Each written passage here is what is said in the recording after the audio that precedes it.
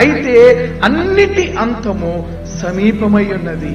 యేసుక్రీస్తు ప్రభువారు పేతురు ద్వారా తను ప్రేమించినటువంటి శిష్యులను, తను విడిచి వెళ్తున్నటువంటి సంఘమును ఉద్దేశించి ఆయన తెలియచేయనైన ఆత్మీయ సూత్రం ఏంటంటే, మీ జీవితంలో మీరు జ్ఞాపకం ఉంచుకోండి ప్రియ సంగమా.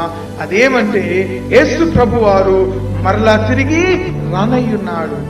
ఆయన జన్మించి, ఆయన శ్రమల నుండి ఆయన పునరుద్ధానుడై ఆరోహణమైపోతున్నప్పుడు ఇక ఆయన మనకు రాడు అనే అధైర్యపు స్థితిలో ఉన్నటువంటి శిష్యులను, ఇక ఆయన మనకు కనబడడు, ఇక మన స్థితిగతులు ఏంటి అని అధైర్యంగా ఉన్నటువంటి సమాజమును ఆయన దృష్టిలో ఉంచుకుని ఆయన తెలియజేసిన ఆత్మీయ సూత్రం ఏంటో తెలుసా?